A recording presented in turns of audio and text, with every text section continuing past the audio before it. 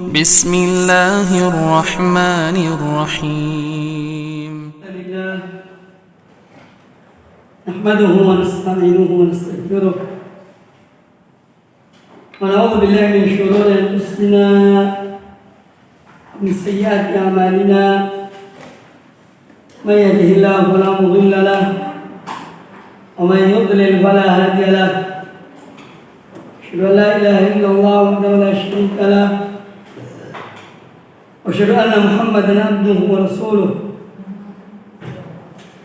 يا أيها الذين آمنوا اتقوا الله حق تقاته ولا تموتن إلا وأنتم مسلمون. يا أيها الناس اتقوا ربكم الذي خلقكم من نفس واحدة وخلق منها زوجها وبث منهما رجالا كثيرا ونساء واتقوا الله الذي تساءلون به والأرحام إن الله كان عليكم رقيبا. يا أيها الذين آمنوا اتقوا الله وقولوا قولا سديدا يصلح لكم أعمالكم ويغفر لكم ذنوبكم ومن يطع الله ورسوله فقد فاز فوزا عظيما. أما بعد فإن أحسن الحديث كتاب الله وخير الهدي هدي محمد صلى الله عليه وآله وسلم وشر الأمور محدثاتها وكل محدثة بدعة وكل بدعة ضلالة وكل ضلالة في النار. Ikhwani dan akhwati fillah, kaum muslimin dan kaum muslimat rahimakumullah. Alhamdulillah pada kesempatan yang baik ini Allah mempertemukan kembali kita semuanya dalam pembahasan kitab tauhid yang ditulis oleh Syekh Muhammad bin Abdul Wahhab rahimahullah ta'ala rahmatan wasi'ah. Pembahasan kita masih pada bab yang pertama, ketika itu sampai pada al-masail ya, tentang fihi masail. Kala beliau menjelaskan tentang mengapa Allah atau apa hikmah di balik ciptaan manusia ini, yaitu untuk beribadah pada Allah Subhanahu wa ta'ala.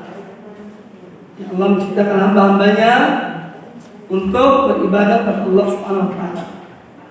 Bab haqqillahi 'ala ibad wa haqqil ibad Allah. Apa yang semestinya diterima oleh Allah dari hamba-hambanya, yaitu peribadatan hanya kepada Allah, dan apa yang harus diterima oleh para hamba Allah dari Allah Ta'ala jika mereka mengerjakan tauhid tersebut, beribadah hanya kepada Allah. Jika mereka melaksanakan hak Allah itu, maka mereka akan diselamatkan oleh Allah dari azab api neraka dan dimasukkan dalam surga Allah Subhanahu wa ta'ala. Inti dan poin dari permasalahan pada bab yang pertama. Nah, baik, disebutkan di dalam masalahnya, yaitu saya ringkas saja pada ayat-ayat yang menyebutkan tentang perintah Allah Ta'ala untuk, atau 10 perintah Allah dalam surat Al-Isra. Kemudian juga ada dalam surat Al-An'am ya. Allah mengatakan la taj'al ma'allahi ilahan akhar. Janganlah engkau jadikan bagi bersamaan dengan menyembah Allah, engkau menyembah sembahan yang lain. Ya, yang mana dampak akibatnya adalah engkau akan terusir dan terhina. Orang musyrik terusir dari rahmat Allah kalau dia mati dalam keadaan syirik, tidak bertobat kepada Allah Ta'ala, kemudian dalam keadaan terhina dan diadab oleh Allah Subhanahu wa ta'ala. Baik, kemudian juga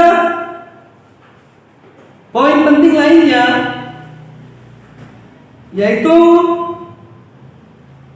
perintah Allah Ta'ala untuk untuk beribadah menyembah hanya kepada Allah dan tidak menyebutkan Allah dan suatu itu disebutkan dalam surat An-Nisa ayat 36 pada poin ke-11.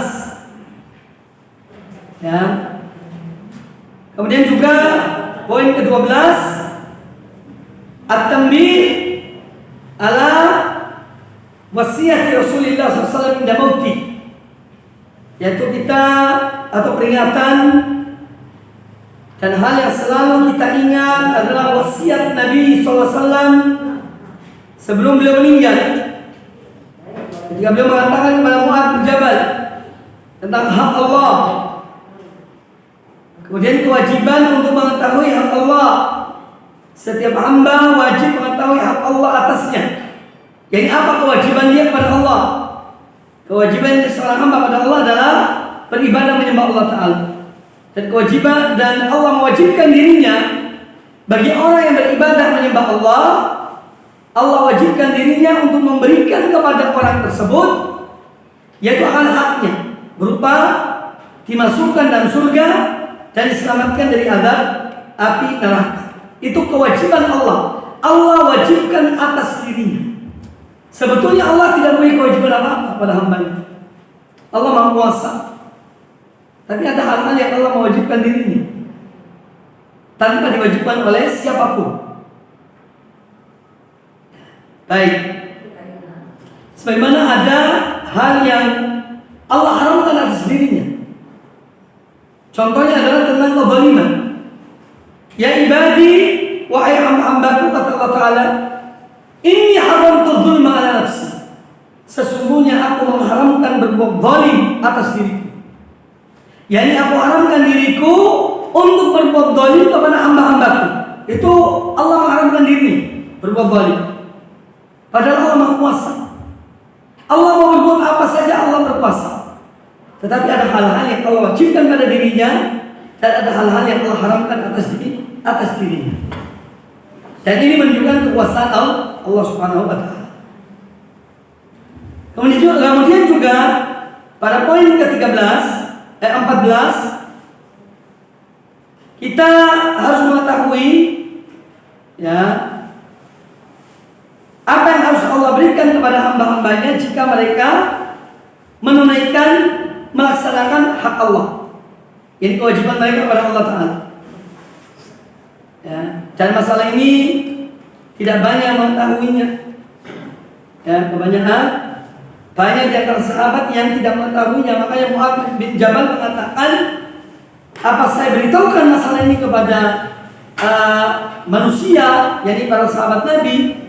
Kata beliau jangan. Kata beliau jangan, nanti mereka bersandar pada hal tersebut. Kemudian di akhir hidupnya Mu'adz bin Jabal, beliau memberitahukan masalah ini. Ada yang ada ilmu, amanah yang harus sampaikan kepada umat. Baik. Kemudian di sini juga menjelaskan kepada kita bahwa memang tidak semua ilmu itu harus disampaikan. Ada tahapan-tahapan ilmu itu. Makanya Mu'adz bin Jabal menawarkan kepada Nabi SAW tentang masalah hak Allah tadi itu. Apakah saya sampaikan pada mereka? Kata Nabi jangan. Ini menunjukkan bahwa ilmu itu terkadang ada sebagian ilmu yang memang disembunyikan, tapi suatu saat akan disampaikan. Kalau memang belum saatnya, ya jangan disampaikan. Ini harus kita paham. Kemudian juga orang mukmin itu dia memiliki dua, ibarat burung yang memiliki dua sayap. Sayap yang satunya adalah takut pada Allah Ta'ala. Sayap yang kedua adalah mengharapkan rahmat Allah. Nah, An-Nabi SAW ketika beliau mengatakan jangan kamu lakukan hal itu, karena nanti mereka akan menyandarkan diri mereka pada hal tersebut.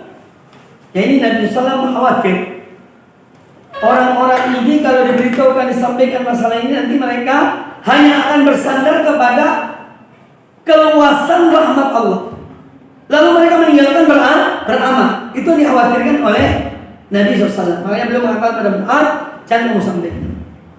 Jadi ada saatnya untuk kamu sampaikan. Jadi kita ini harus memiliki dua hal itu. Seorang mukmin memiliki dua hal. Tanamkan rasa takut dalam diri kita pada Allah Ta'ala. Kemudian yang kedua,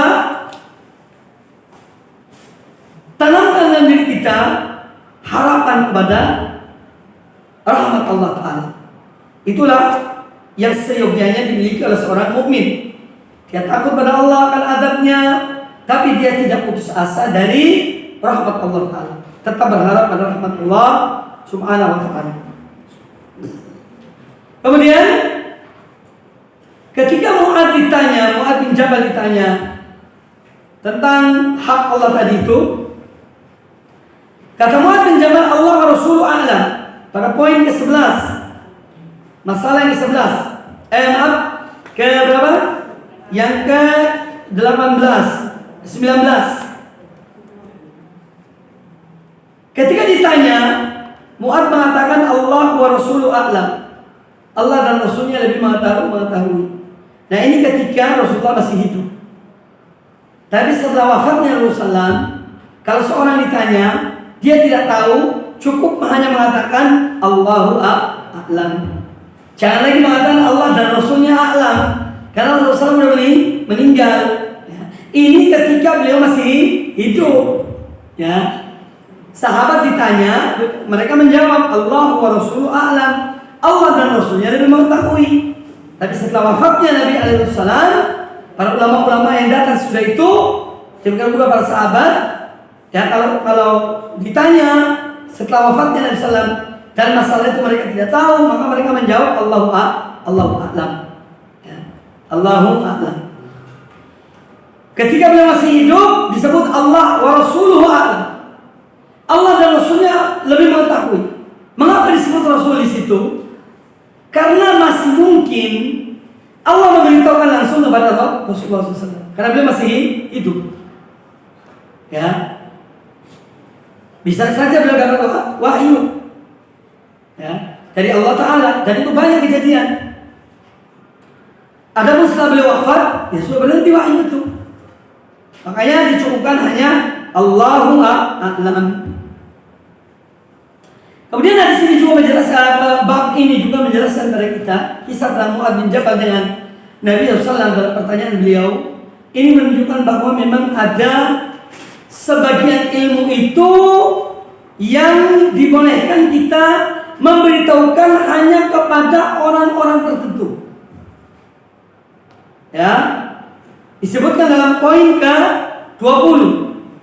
Jawazu tahsisi ba'din nasi bil ilmi duna ba'd. Bolehnya memberitahukan atau mengkhususkan sebagian orang tertentu tentang suatu ilmu tanpa yang lainnya. Boleh kita beritahukan, boleh juga kepada sebagian, dan juga boleh tidak sampaikan kepada sebagian yang lainnya. Boleh menyampaikan ilmu hanya kepada orang-orang tertentu tanpa yang lainnya. Ini hanya dibolehkan oleh agama. Karena memang betul, kalau semua ilmu itu diberitahukan pada setiap orang, itu juga kadang-kadang orang itu salah paham. Akhirnya timbul fitnah, dan itu kejadian. Ya, kebanyakan kita melihat ini dalam dakwah salafiyah. Saya mengalami cukup lama panjang. Ada anak-anak yang baru ngaji diberitahukan hal-hal yang sebetulnya belum saatnya mereka diberitahukan. Akhirnya apa? Jadi fitnah. Terjadi fitnah. Nah, iya. Muncullah kemudian anak-anak kecil yang sok menghukumi para ustaz. Nah, ini berbahaya. Jadi memang ada sebagian ilmu yang dikhususkan kepada orang-orang tertentu. Kemudian di sini menjelaskan kepada kita tentang sifat tawadhu, atau kejadian ini, bab ini menjelaskan tentang sifat tawadhu Nabi SAW ketika beliau menaiki seekor keledai, kemudian beliau membonceng Mu'adz bin Jabal. Dan ini menunjukkan bahwa bonceng itu boleh. Membonceng seorang, ya, laki-laki dan laki-laki, wanita dan wanita, atau seorang laki-laki dan mahramnya, perempuan itu seorang wanita dan mahramnya boleh. Ya, tapi kalau selain itu ya jelas ada sisi negatifnya. Ya, jangan kita gampangkan dan tidak dibenarkan seorang laki-laki membonceng bukan wanita yang mahramnya. Ini ya bisa ya intinya jelas ada hal-hal yang akan timbul setelah itu. Makanya dilarang dan tidak dibenarkan. Kemudian hadis ini menjelaskan kejadian ini atau bab ini menjelaskan kepada kita tentang keutamaan Mu'adz bin Jabal radhiyallahu anhu. Beliau orang-orang yang dekat dengan Nabi alaihi wasallam dan beliau adalah seorang sahabat yang dicintai oleh Rasulullah sallallahu alaihi wasallam. Kemudian pembahasan ini juga membahas tentang pentingnya permasalahan tauhid dan beribadatan hanya kepada Allah Subhanahu wa taala.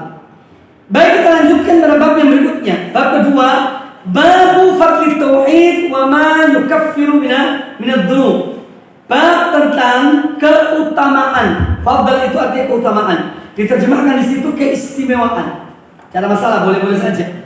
Tapi ini menunjukkan keutamaan tauhid, dan tauhid itu sebagai penghapus dosa dan dosa-dosa yang dihapuskan karena tauhid.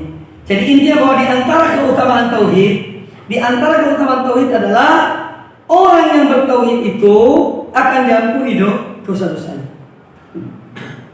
selama dia bertauhid.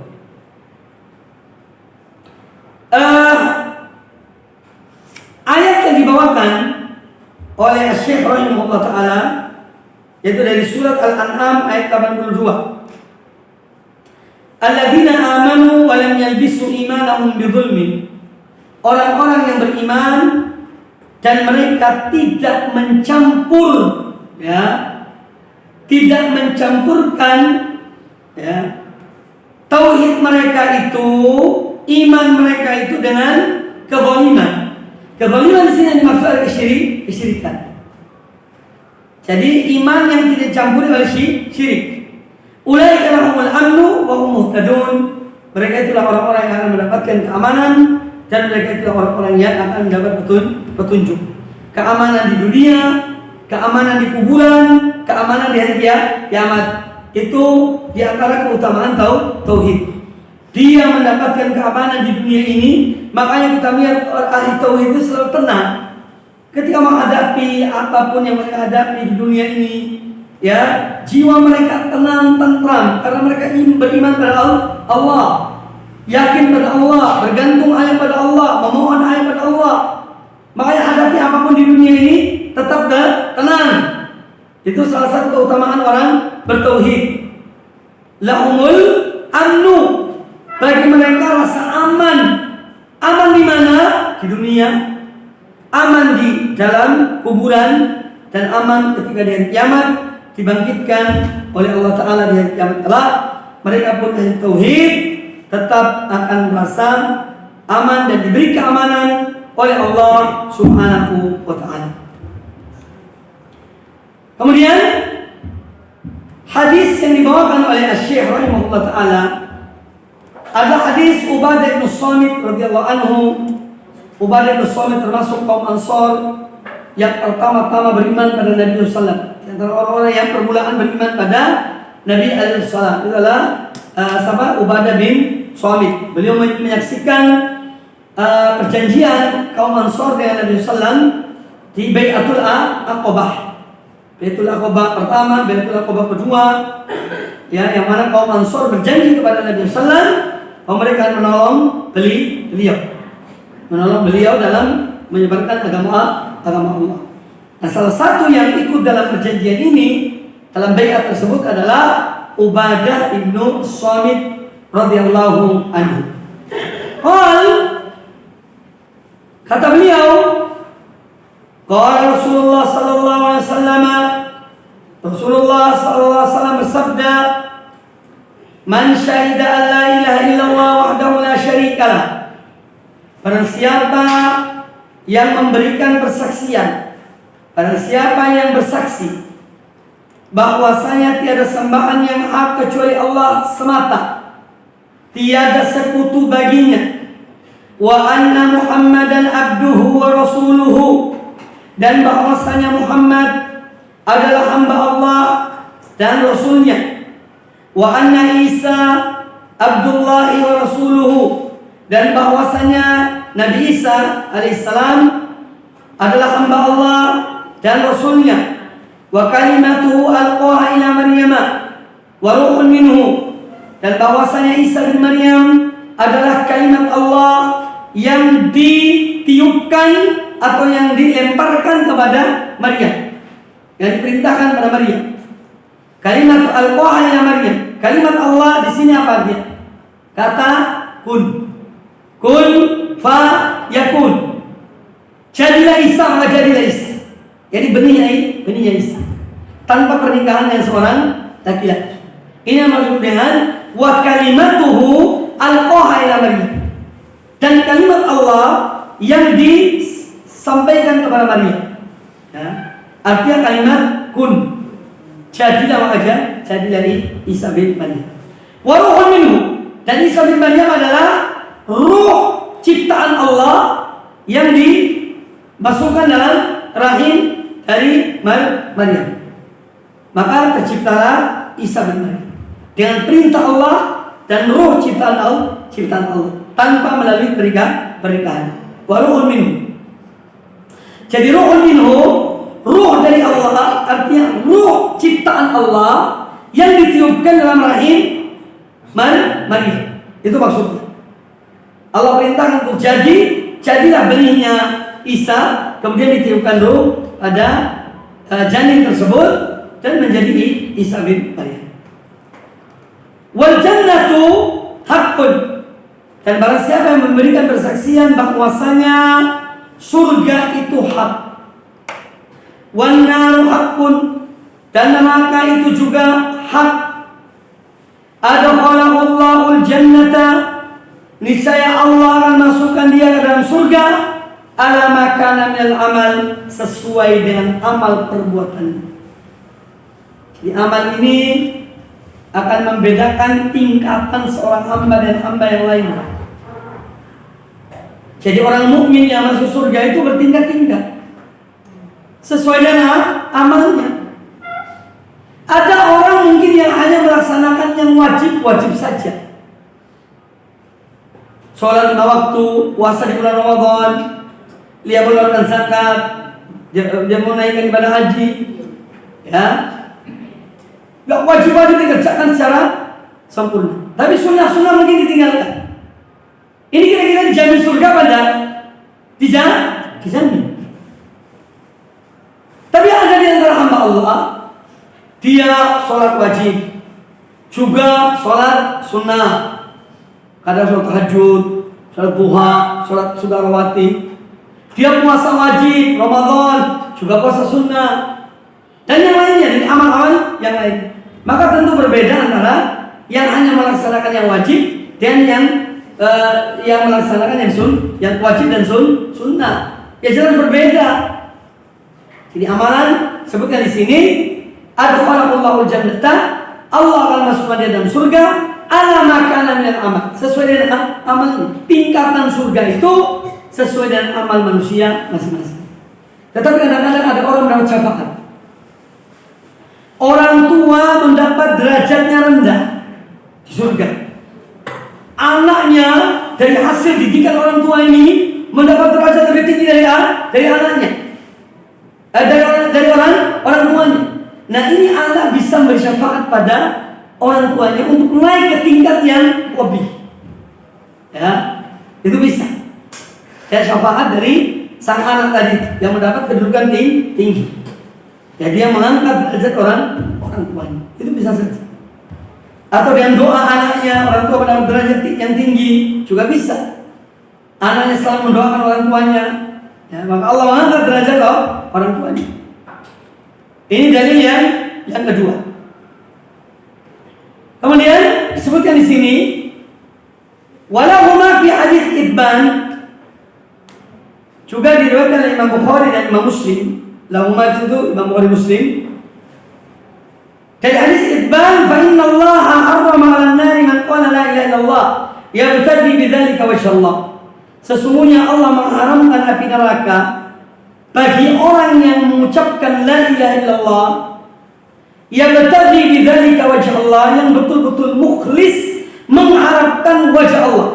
Ketika dia mengucapkan kalimat la ilaha illallah, ketika dia bertauhid murni karena mengharapkan wajah Allah Ta'ala, Allah mengharamkan kepada api neraka untuk yakni memakan jasad orang itu. Jadi artinya dia diselamatkan dari api neraka. Allah mengharamkan api neraka atas orang yang mengatakan, mengucapkan la ilaha illallah, yabtaghi bidzalika wajha Allah, dia berharap pada ucapan itu wajah Allah Subhanahu wa ta'ala. Baik.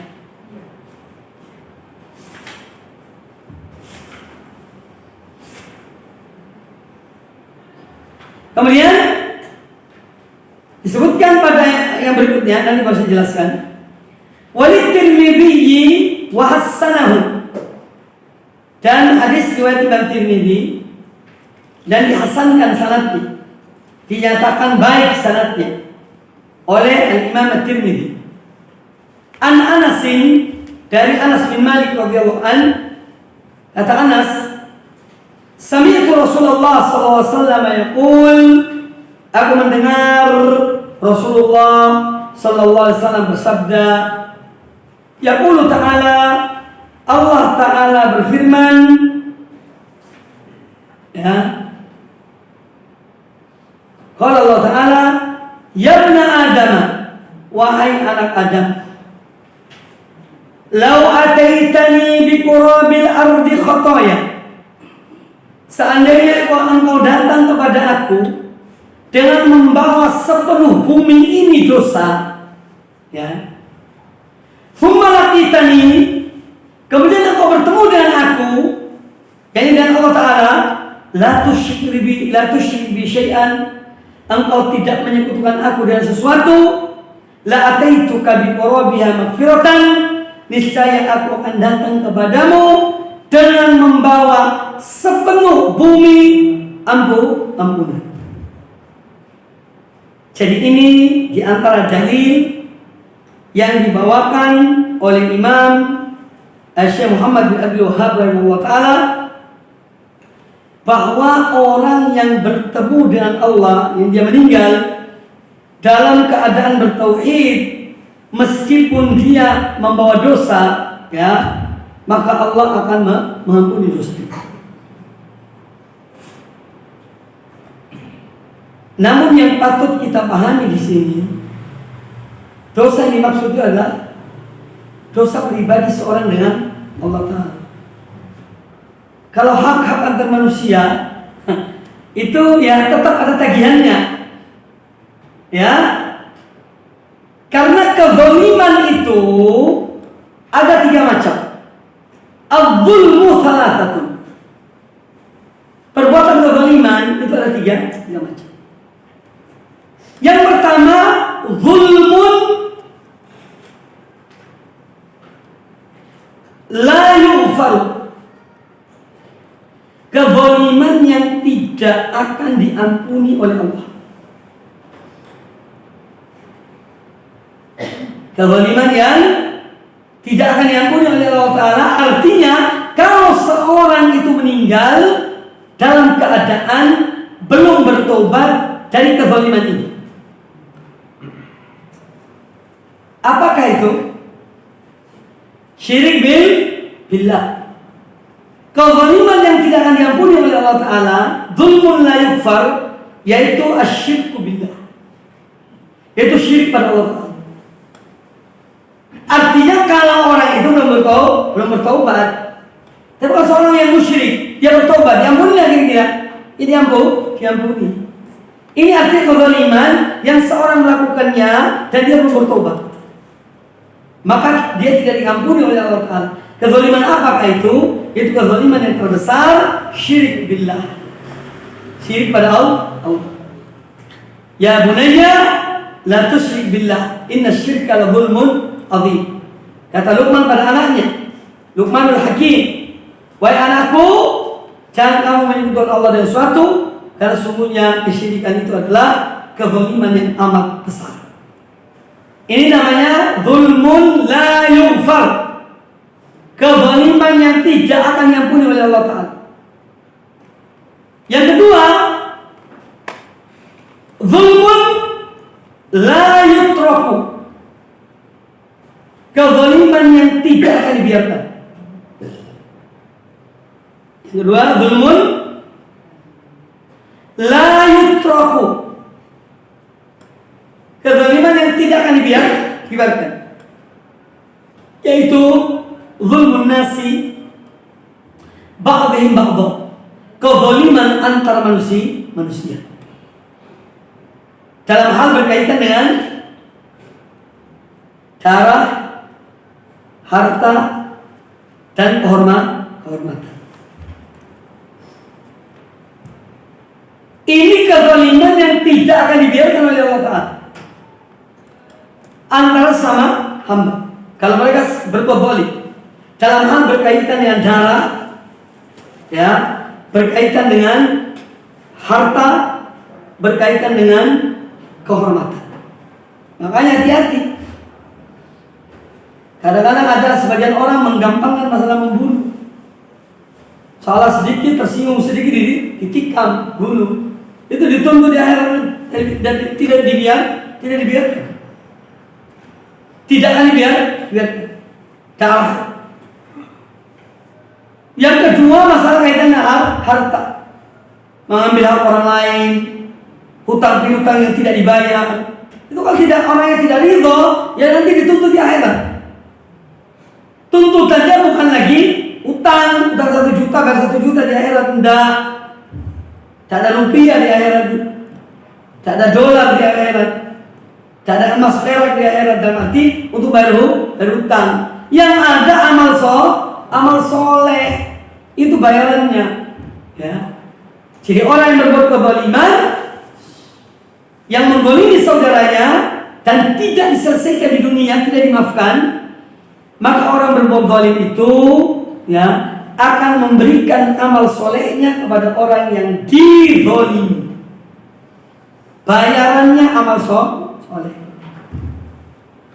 Kalau dia tidak punya amal soleh, atau sedikit amal soleh yang diberikan pada yang lainnya, karena banyak berbuat zalim, maka dosa orang yang terzalimi ini ditimpakan kepada orang yang membeli.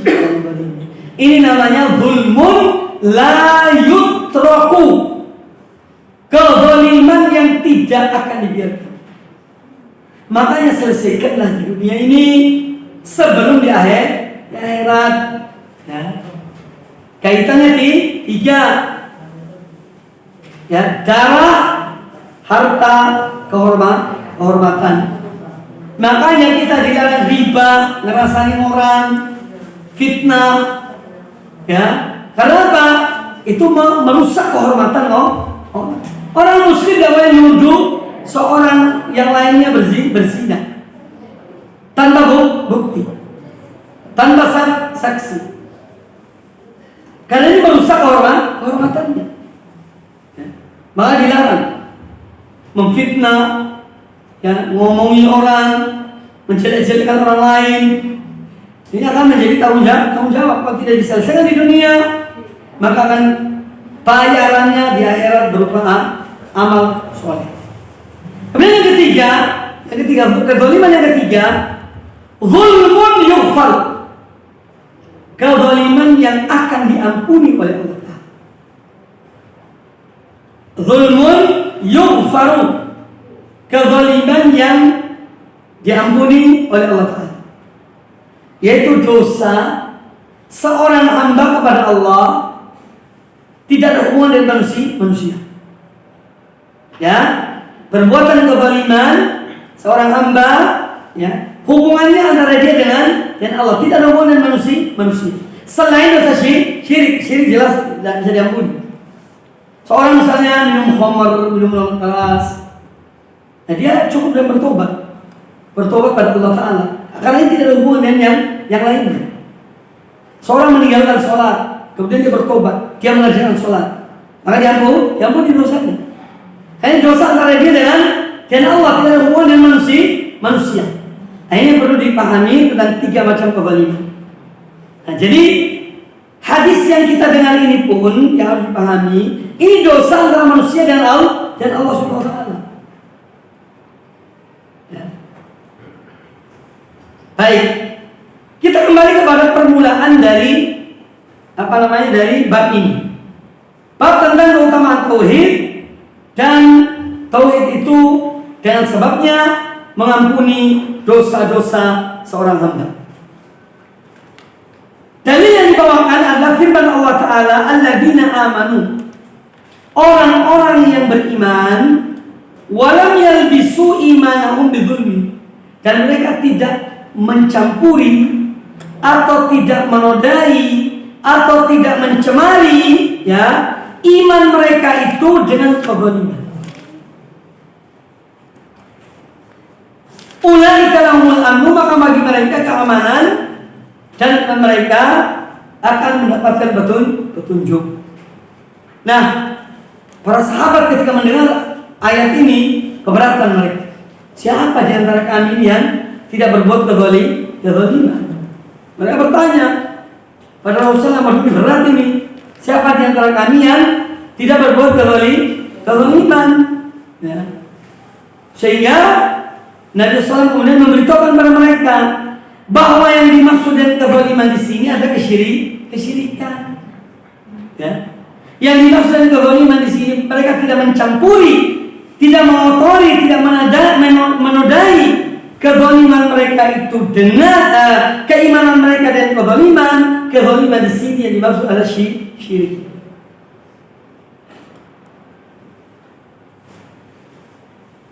Karena kata Nabi SAW, tidakkah kalian mendengar tentang Luqman menasihati anaknya, ya bunayya la tusyrik billah inna syirka la dzulmun adzim. Jadi yang dimaksud dengan bidzulmin di sini adalah yaitu kezaliman berupa kesyirikan. Kata Abdullah bin Mas'ud bahwa Nabi SAW bersabda, yang dimaksud dengan kezaliman dalam ayat ini innama huwa syirku.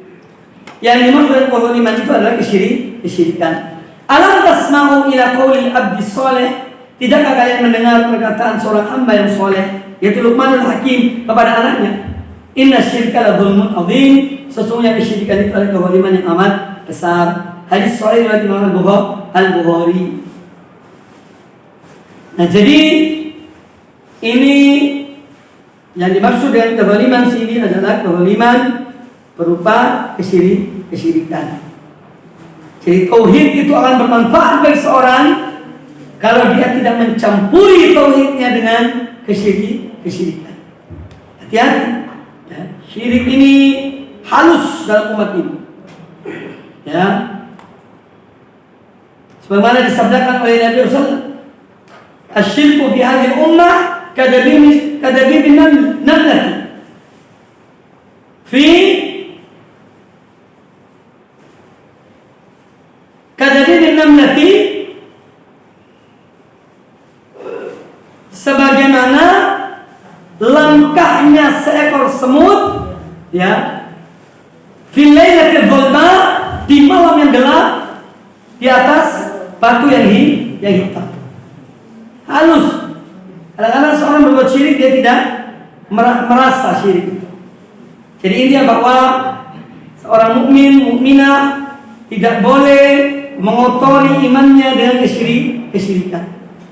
Ya. Orang-orang yang mereka melaksanakan tauhid yang sebenarnya, mereka akan mendapatkan yaitu ampunan Allah Subhanahu wa ta'ala. Kemudian hadis yang dibawakan oleh penulis Asy-Syaikh rahimahullah taala, yaitu hadis Ubadah bin Samit radhiyallahu anhu, syahidallah annahu la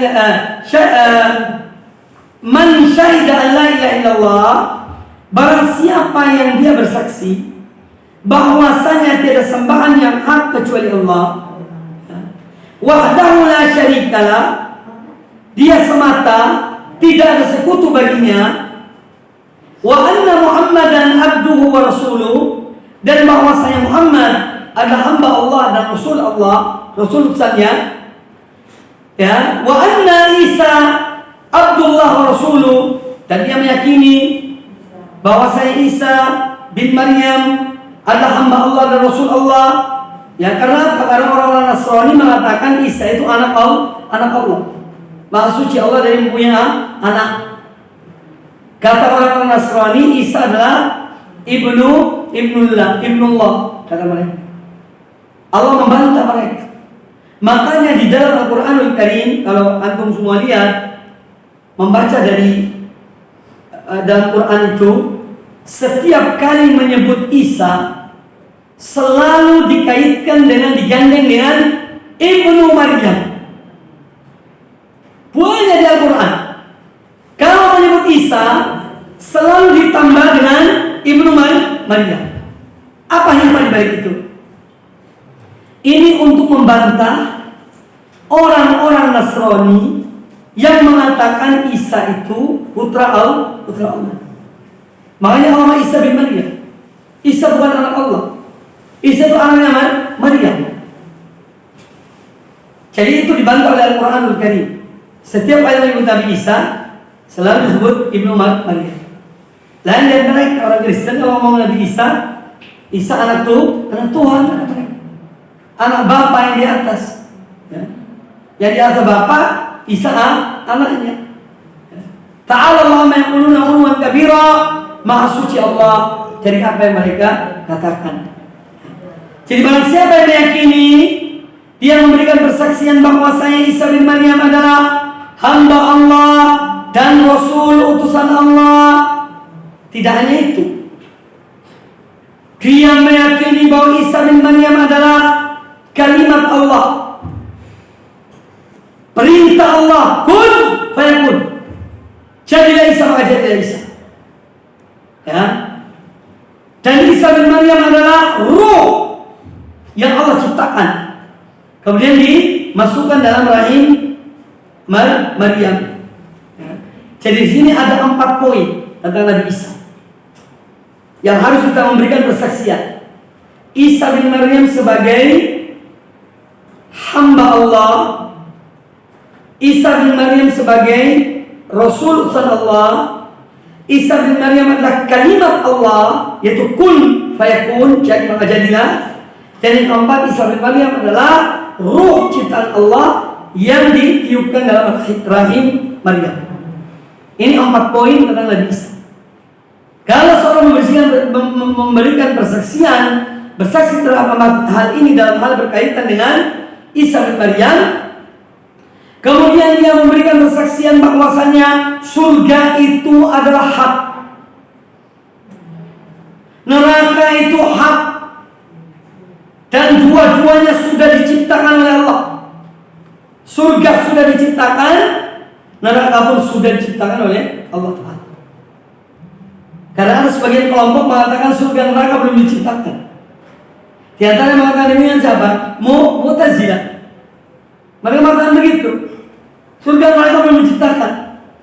Tapi Ahlussunnah wal Jamaah mengatakan surga dan neraka sudah diciptakan oleh Allah Subhanahu wa Ta'ala.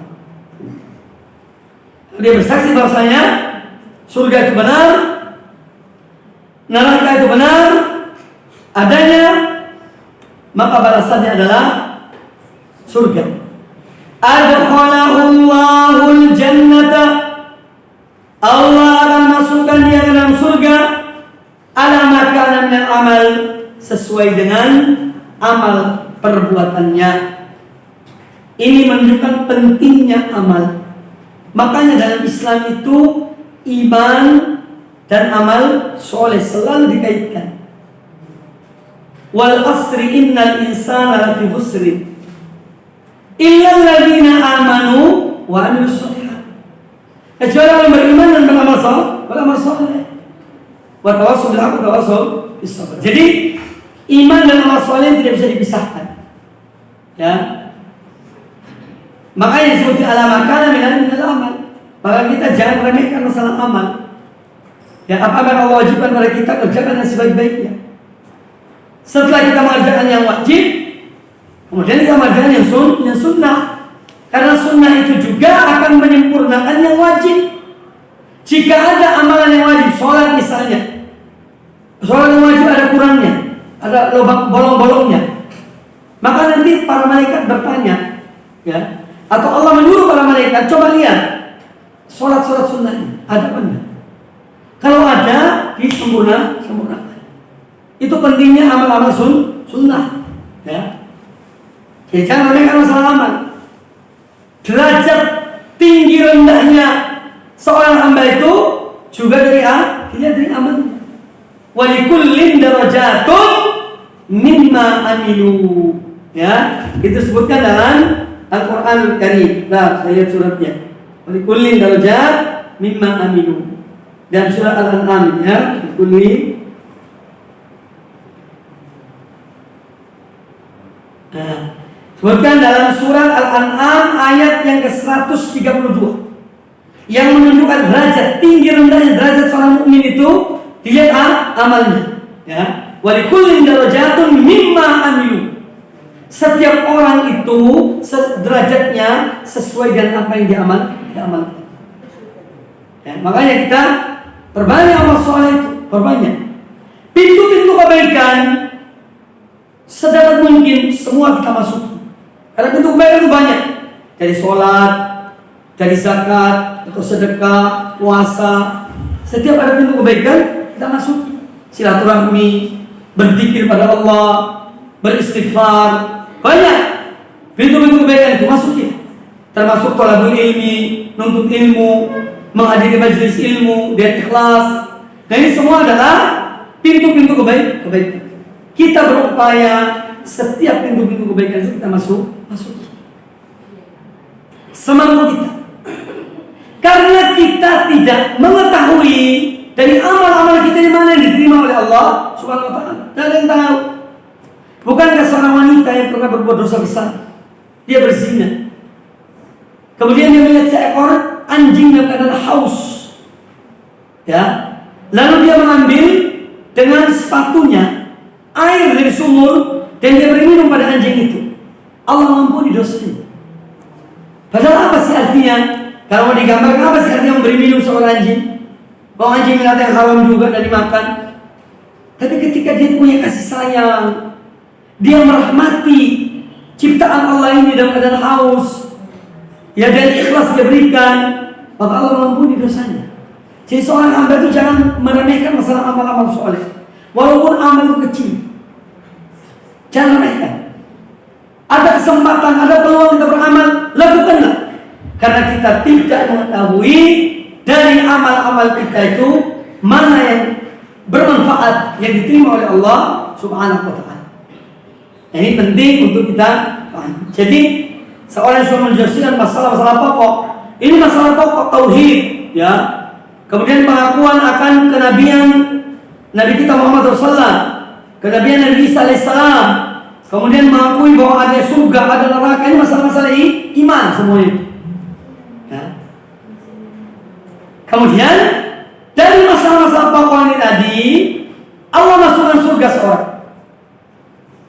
Tapi derajat surga itu tergantung pada amal. Nah, ini menunjukkan bahwa harus ada perpaduan antara iman dan amal supaya sempurna. Amal itu juga harus dengan ilmu, bukan amal seenaknya, semaunya kita tidak. Amal-amal yang disyariatkan.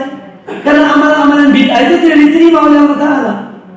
Amalan-amalan yang tidak diajarkan oleh Nabi SAW dikerjakan oleh kaum muslimin, ini ditolak. Man amila amalan laysa alaihi amruna fahuwa raddun. Barang siapa mengerjakan suatu amal yang bukan atas perintah kami, maka amalnya tertolak. Oleh itu amal yang dimaksud sini adalah yang memenuhi dua syarat. Ikhlas karena Allah Ta'ala sesuai dengan tuntunan Rasulullah Sallallahu Alaihi Wasallam.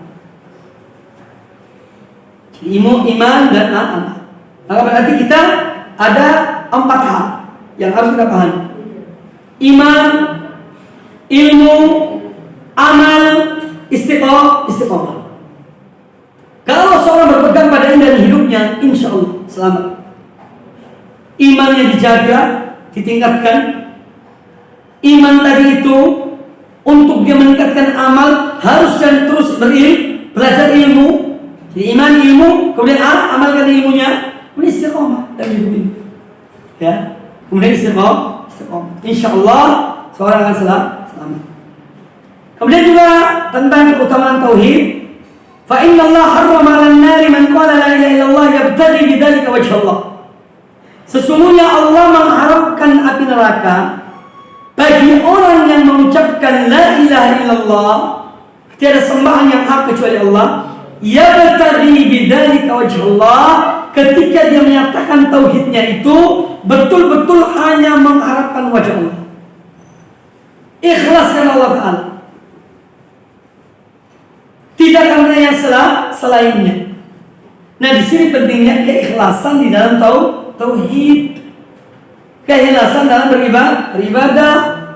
Bukan sekedar kita yang ucapan la ilaha illallah, asyhadu anna Muhammadar Rasulullah, tidak sekedar ucapan. Harus betul-betul dari hati yang mendalam untuk mendapatkan ridha Allah, mendapatkan wajah Allah, mendapatkan ampunan Allah. Ya, ini yang dia mendapatkan fadilah dari tauhid yang dia amalkan. Baik. Kemudian yang berikutnya hadis dari Imam Tirmidzi. Walid Tirmidzi yang tadi disebutkan bahwa Nabi sallallahu alaihi wasallam Allah Ta'ala berfirman, ini hadis qudsi, ya ibn Adam, wahai anak Adam, lau ataitani bi qurabil ardi khataya, seandainya kau datang menemui aku dengan membawa dosa sepenuh bumi, bi qurabil ardi, yakni sepenuh dosa, sepenuh bumi dosa khataya, thumma laqitani, kemudian engkau bertemu dengan aku, la tusyrik bi syai'an, kamu tidak menyebutkan aku dan suatu apapun, la ataituka bi qurabiha maghfiratan, niscaya aku akan datang kepada engkau dan membawa ampunan sepenuh bumi juga. Ini keutamaan orang yang mati di atas tauhid, bahwa dia diampuni oleh Allah Ta'ala meskipun dia punya dosa-dosa yang banyak antara dia dengan Allah Ta'ala. Allah akan mengampuni dosanya. Nah, di dalam bab ini fi masail, ada poin-poin penting. Yang pertama, sa'atu fadlillah. Bab yang kita bahas ini menunjukkan keluasan karunia Allah. Apabila kita renungkan betul, Allah itu maha luas rahmatnya. Kita setiap hari berbuat dosa, kadang-kadang kita lalai melakukan kewajiban kita pada Allah, tapi terus kita diberikan, sama Allah Subhanahu Wa Taala. Ya, padahal kita banyak berbuat dosa. Ya. Kita kadang-kadang tidak bersyukur pada nikmat Allah, tapi Allah terus ngasih. Ya, jadi menunjukkan betul-betul bahwa Allah adalah Zat yang Maha Pengasih Penyayang pada hamba-hambanya, apalagi pada orang-orang yang beriman. Kemudian hadis ini juga, pembahasan ini menjelaskan kepada kita kasratu thawabi tauhid indallah, yaitu betapa banyaknya pahala tauhid di sisi Allah Ta'ala. Makanya pahalanya itu bisa menutupi dosa seorang hamba meskipun sepenuh bumi dosanya. Ini menunjukkan bahwa pahala tauhid itu sangat besar, amat besar. Maka jagalah tauhid kita. Minta pada Allah, mohon pada Allah, bergantung pada Allah.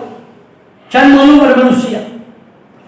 Kita hadapi masalah, kita hadapi ujian, hendaknya kita menghadap pada Allah Ta'ala.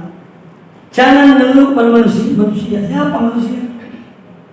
Orang paling kalau kita ngeluh masalah-masalah kita hadapi, ya cobaan, iya ya kesian ya apa, ya semoga dimudahkan. Paling begitu, tidak lebih dari itu. Oh ya, kalau ada orang yang aku udah utang, membengkak utang aku, ya, paling ya semoga dimudahkan oleh Allah Ta'ala. Tak ada sih, tak lunaskan berapa 10 juta, ayo mikir. Ya, jadi manusia hanya bisa seperti itu. Makanya jangan mengadu pada manusia, mengeluh pada manusia, rugi. Ya.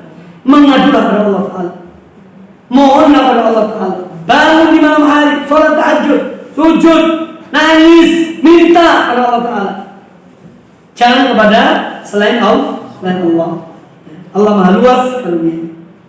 Kemudian berikutnya takfiruhu ma'adzalika lidunub. Kemudian poin ketiga, al-mas'alah tsalitsah, bahwa tauhid itu dengan sebab tauhid seseorang, yaitu Allah mengampuni dosa-dosa seorang hamba. Ya. Dan tauhid yang dimiliki oleh seorang hamba tersebut, Allah mengampuni dosa, kesalahan seorang hamba. Kemudian poin keempat, yaitu tafsir dari ayat ke-82 surat Al-An'am. Siapa menafsirkannya?